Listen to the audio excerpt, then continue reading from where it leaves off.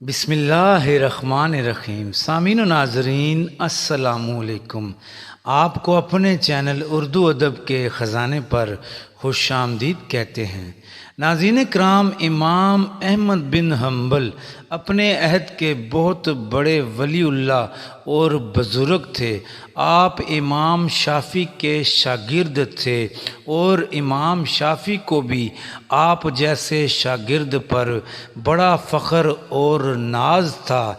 लेकिन इमाम शाफ़ी इराक़ में रहते थे और इमाम अहमद बिन हम्बल दर्स व तदरीस की खातिर हमेशा मुल्क से बाहर ही रहते थे। तो आप ईरान में दर्स व तदरीस में मशगूल थे। तो इमाम शाफ़ी ने बहुत मरतबा आपसे ख़तो कताबत की और आपको हमेशा इराक़ आने की दावत देते थे और आप हमेशा अपनी मसरूफ़ियात की वजह से उन्हें टाल देते थे। जब इसरार ज़्यादा हुआ तो इमाम अहमद बिन हम्बल को ये ख़दशा हुआ कि इमाम शाफ़ी चूँकि मेरे उस्ताद हैं और उस्ताद का रुतबा बड़ा होता है, लिहाजा उन्होंने इमाम शाफ़ी की ख्वाहिश और हुक्म की तामील करते हुए ख़त लिखा कि मैं अगले हफ्ते ही इराक़ का दौरा कर रहा हूँ और आपके पास आकर ठहरूँगा। लिहाजा जैसे ही इमाम अहमद बिन हम्बल के आने की इतला इराक़ पहुँची तो इमाम शाफ़ी और उनके घर वाले ही नहीं, दूसरे उलमाए इकराम और वक़्त के हाकिम भी इमाम अहमद बिन हम्बल का इस्तकबाल करने के लिए शहर के बाहर आ गए और इमाम अहमद बिन हम्बल का नहायत शानदार इस्तकबाल किया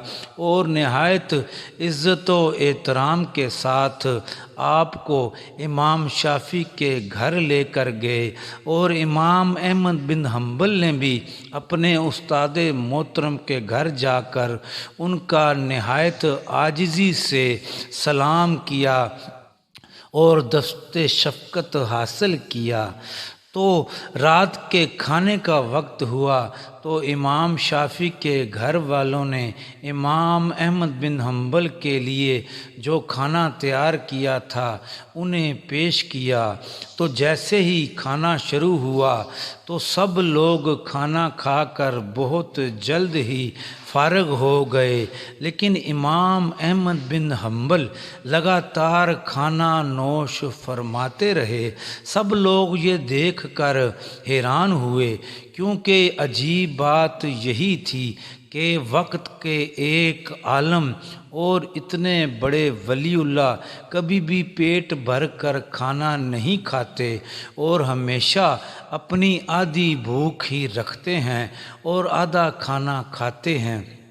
लेकिन इमाम अहमद बिन हम्बल लगातार खाना खा रहे थे और सबसे आखिर में खाने से उठे। ये बात इमाम शाफ़ी के घर वालों को और बाकी अफराद को भी अजीब लगी कि इमाम अहमद बिन हम्बल इतने बड़े बुज़ुर्ग और वलीउल्लाह होकर इतना ज़्यादा खाना क्यों खा रहे हैं। चुनाचे जब खाना फारग हुआ तो इमाम शाफ़ी के घर वालों ने आपका बिस्तर लगाया, आपको तौलिया और लोटे में पानी दिया ताकि रात को इमाम अहमद बिन हम्बल तहज्जुद के लिए उठेंगे और फजर की नमाज और इबादत करेंगे। लिहाजा उन्होंने इमाम अहमद बिन हम्बल को एक अलग कमरे में सुला दिया। लेकिन सुबह जब उठकर देखा तो वो वज़ू का पानी वैसे का वैसा ही पड़ा था और तौलिया भी सूखा हुआ था। तो घर वाले बड़े हैरान हुए। उन्होंने इमाम शाफ़ी से इसका तज़किरा कर दिया कि आप तो अपने इस शागिर्द पर बड़ा नाज करते हैं और इनकी بڑی تعریف کرتے ہیں، لیکن ہمیں ان کی دو باتیں بڑی عجیب لگی۔ ایک تو انہوں نے رات کو اتنا زیادہ پیٹ بھر کے کھانا کھایا، یہ اچھی بات نہیں تھی، اور پھر رات کو انہوں نے پانی استعمال ہی نہیں کیا۔ اس کا مطلب ہے کہ یہ سوتے رہ گئے، اور انہوں نے تہجد اور صبح فجر کا وضو بھی نہیں کیا، اور ظاہر ہے فجر کی نماز بھی نہیں پڑھی ہوگی۔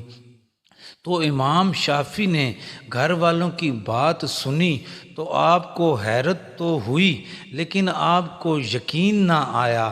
آپ جانتے تھے کہ امام احمد بن حنبل نہایت ہی معتبر اور برگزیدہ بزرگ تھے، لہٰذا آپ سے رہا نہ گیا، اور آپ نے اپنے قابل فخر شاگرد امام احمد بن حنبل سے کہا کہ میرے گھر والے ان دونوں باتوں سے حیران ہیں۔ ایک تو یہ کہ تم نے رات کو اتنا پیٹ بھر کے کھانا کیوں کھایا، جبکہ اللہ کے ولی تو پیٹ بھر کے کھانا نہیں کھاتے۔ تو امام احمد بن حنبل نے کہا کہ میں نے اپنی ولی اللہ کی آنکھ سے دیکھا کہ میں اور آپ ایک ساتھ ایک دسترخوان پر بیٹھے تو آسمان سے فرشتوں کا نور ہمارے کھانے پر نازل ہو رہا تھا۔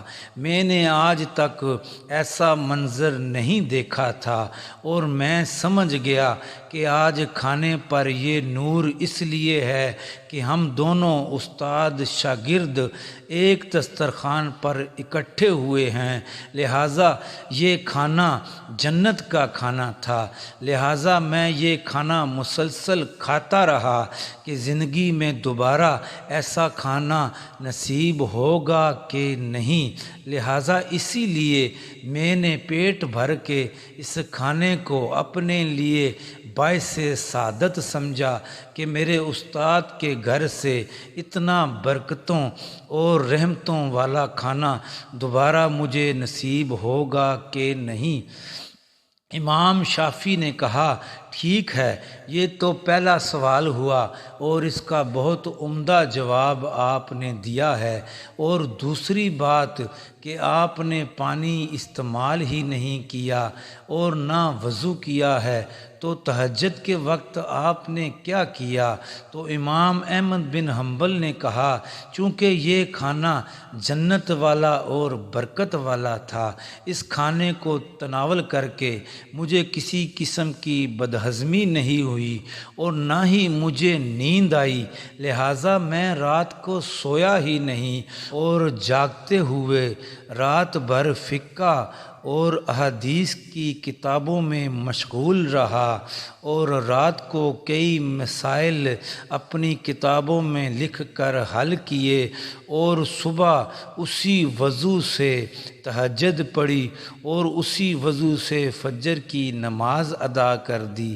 لہٰذا رات والا پانی جو آپ کے گھر والوں نے رکھا تھا اور تولیہ استعمال کرنے کی نوبت ہی نہیں آئی، تو امام شافعی نے اپنے قابل فخر شاگرد کو اپنے گلے سے لگایا اور ان کا ماتھا چوم لیا اور ان سے کہا کہ مجھے معلوم تھا، میں جانتا تھا کہ امام احمد بن حنبل ایسا کوئی عمل نہیں کر سکتے، لیکن میرے گھر کے افراد نے آپ کی یہ دو باتیں نوٹ کی اور مجھ سے کہا، اور اسی لیے میں نے آپ سے یہ دونوں باتیں پوچھی ہیں۔ مجھے کبھی بھی آپ کے متعلق غلط گمان نہیں رہا، آپ کبھی بھی غلطی نہیں کر سکتے، مجھے آپ جیسے شاگرد پر فخر اور ناز ہے۔ جی ناظرین کرام، یہ تھے اپنے وقت کے بہت بڑے عالم امام احمد بن حنبل اور امام شافعی رحمۃ اللہ علیہ، جن کی برکتوں اور رحمتوں کی وجہ سے دین اسلام میں اتنا کام ہوا اور یہ دین آج ہم تک پہنچا ہے۔ ناظرین کرام، خدا آپ کا حامی و ناصر ہو۔ اللہ حافظ۔